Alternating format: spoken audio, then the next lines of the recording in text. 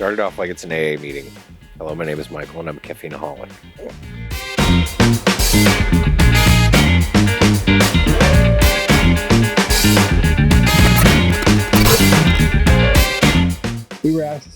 Joey and I were asked to do a little series called a problem, solution, and a product. We're going to kick this off with C-Tox. This is a caffeine detox product. It is, hopefully. And I'm Michael, and I have a caffeine problem. And I'm Joey, and I also have a caffeine problem. So that's where this started. I think I consumed 700 milligrams more or less today of caffeine. I could run through that, but I'm not going to bore you with it. I am afraid of what happens when I don't get the caffeine that I need. But I also know that the 700 milligrams of caffeine in that I am right now at 5 p.m. on a Friday, I could go take a nap somewhere. This is not right. Yeah, it's not working like it used to. No. I know you have similar caffeine intake issues. Well, I mean, once we started developing this product, I started bringing my dose down because I became more aware of the fact that it just wasn't doing the same magic that it did whenever, anyone first starts taking caffeine. And I started ramping mine up because I knew this was coming. Oh, really going to bite that bullet. But yeah, the idea is like that, when you have to increase your dose or increase your frequency of dosing of caffeine throughout the day, it's not exactly, something that's helpful. Mm-hmm. And we all reach this point of diminishing returns where, those good feeling effects aren't quite there. And it's replaced with, like your heart kind of beating in your chest or just having high blood pressure, and you get home at the end of the day and you don't know why you're so irritable. It's just because your blood pressure's so high. Yeah, all nervousness, no feel good. Yeah. Massive diminishing returns for me. I think society at large is consuming so much caffeine now. You had some stats on like 90% of adults are consuming caffeine in the U.S. on a daily basis. Okay. 90% of adults. This outpaces nicotine. This outpaces alcohol. It is the most popular drug, not just in the U.S., but on planet Earth. Empires have risen and fallen due to tea trades and coffee trades and all that other kind of stuff, just because people are looking to get a little bit hopped up. For a really, really long time. Yeah. I think that just looking back on the last decade, sure, we've seen Red Bull come out with an 80 milligram caffeine,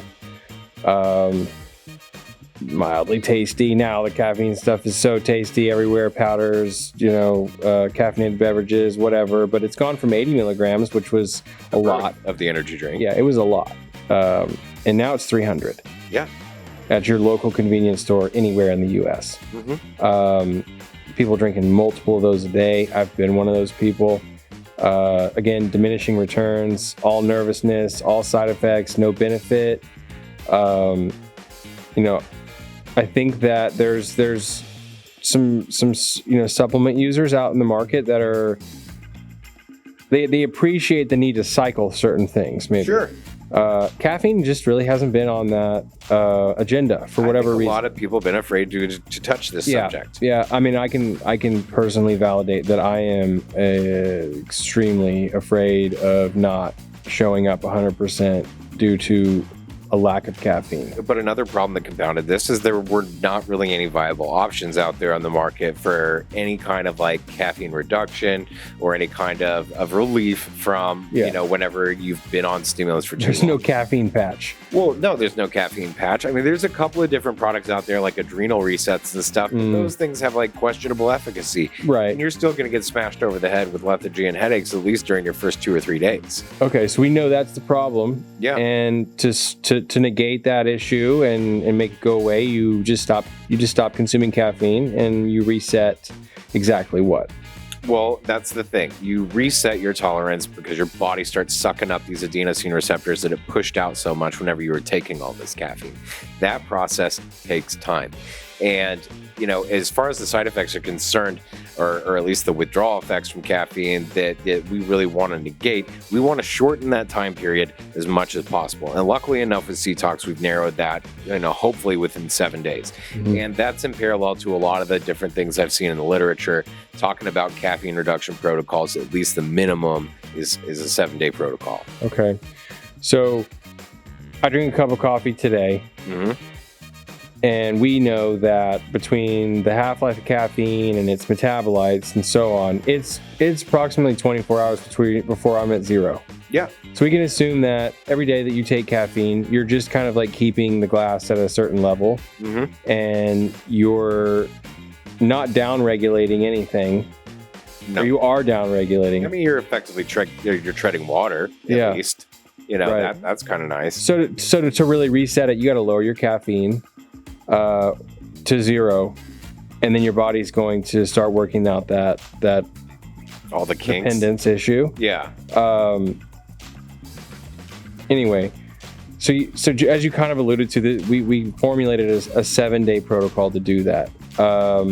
You know, I think you had some interesting things to say about some of the literature that we combed through last year. Yeah, there's been quite a few different studies that have been done on caffeine dependence, withdrawal, and tolerance. And one of the studies that was most compelling to me was one where they brought in a bunch of subjects and they were drinking coffee and they didn't know if it was decaf or regular caffeinated coffee. So that was like their experimental versus control group was, you know, everybody drinking coffee. It's just that nobody knows whether there's caffeine or not. And a lot of the people that, you know, were drinking decaf weren't, you know, actually writing down any kind of side effects or anything like that, which in this case, you know, it's like a placebo effect, you know, where they're, you know, seemingly fine, even though, you know, the active drug is not even present in whatever they're consuming. And this led us What was the goal of this group? Of which one? Of the study. What was the goal of that study? To find out whether the side effects of withdrawal are more prevalent in people who are, you know, completely undergoing the withdrawal, who are drinking the decaf, who aren't getting the active drug, to see how severe. And so people who didn't are. know that they were drinking decaf had less side effects. Right. So like just a total. They were drinking something that tasted like coffee, Right. just didn't have caffeine. So that is the placebo effect, right? You know, and I think we saw the exact same thing in a kind of roundabout way when we recently did a caffeine test. We had a hypothesis where people couldn't tell the difference between synthetic and natural caffeine. You put together a list of like 100 plus sort of super users, people that use caffeine all the time, that they have a great shot at like being able to tell the difference. I mean, a 50-50 shot at least. 50-50 shot, yeah. So that was the hypothesis. We thought that it'd be about 50-50. People couldn't tell the difference. We were right. But in that sort of trial, the feedback that we got was we sent out 300 milligram capsules of caffeine, either synthetic or natural, and in that kit was a placebo of maltodextrin, 0 milligrams of caffeine. Just sugar. No reason that 300 milligrams of maltodextrin should have any effect on anything. You know, short of some crazy like maybe fasted person or whatever. We're not going to get into that, but. What I thought was the most compelling thing that we got in the results was that people couldn't tell the difference between 300 milligrams of caffeine that they took on one day and 0 milligrams on another day. And so that could be me. You know, I'm looking at that and I'm like, okay, so here's people who are so saturated with caffeine that they're taking 300 milligrams and they can't tell when it's 0 because they're just always operating on too much. Or they have beat down the effect of caffeine by consuming it so often, the glass is always full, that their diminishing returns are so obvious that when they consume 300 milligrams of caffeine, it's just not all that, it doesn't make much difference. And maybe it barely moves the needle. Yeah, or they just get they get more nervousness. They don't get any more motivation out of it. You know, they don't get any more productivity out of it. Like yada yada yada. But awesome that we just did that because it kind of segues into the need for this product. You know, I don't know if you had any observations outside of that, but really the placebo reports were really interesting. Some people like knew, they're like, I didn't feel anything, whereas some people were like, this feels great, I had no crash, no jitters. And it's like, well, no kidding, there's nothing in there to give you a crash or jitters. So I think that's what was the most interesting part of like our study. And, you know, kind of how that segues into this is that, you know, studies have shown that if you only intake smaller amounts of caffeine on a daily basis that are below your tolerance or your dependence threshold, that you can actually keep a lot of those major side effects like headaches and lethargy like at bay. Right. So you basically need your blood caffeine level to go down every day in order decrease your tolerance. Sure. I think my hesitation to lowering my caffeine tolerance is due to not having just like a protocol that's very easy to follow. How much caffeine is in X, Y, or Z? Committing to that, like without like a fungible like product, I think is gonna like obviously be an issue for people. I think what makes C-Tox less scary is A, knowing the fact that you're at least going to be having some caffeine on a daily basis. B, knowing that it's only a 7-day period and you will get through this like all other bad things and good things that happen in life. It too shall pass and your 7 days will be behind you. And from there is letter C that, you have the option from that point on after you've completed the 7-day protocol. If you'd like to abstain, you can continue to abstain.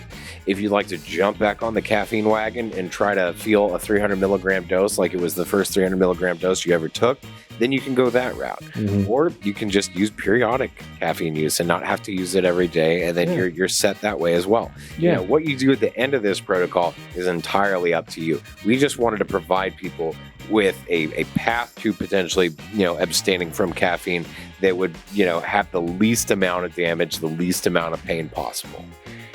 We've been talking about this product, about making this product for over 2 years. Yeah. And I think just trying to set the tone of caffeine as something that consumers can cycle in their regimen to make sure that they're always getting like pound for pound benefits, milligram for milligram, I think it's gonna make a lot of difference for a lot of people. Yeah. You know what I mean? It's a clear problem that I have. The solution's really obvious. Stop consuming caffeine so much, then dial it back up. You'll get more benefits from it. So I'm really excited about C-Tox. I think we've put together like a really nice basket of ancillary ingredients, which we can drop a link to in the end. Joe, you'll probably do a longer breakdown, and we'll have some write-ups so that you guys can see like what else is going on in here. But just from the perspective of lowering caffeine on a daily basis for 7 days down to 0, it's hassle-free. We're like most of our best products, like we're looking at problems that we have on a daily basis. We've got access to thousands of ingredients here where we make our own products. We're tinkering with stuff nonstop. This is the culmination of like 2 years of that. Yeah.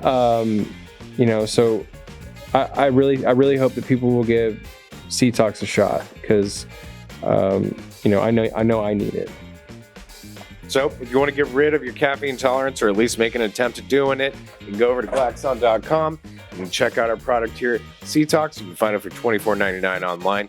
But if you use code SAVAGE discount, you can get 20% off. So go visit Glaxon.com.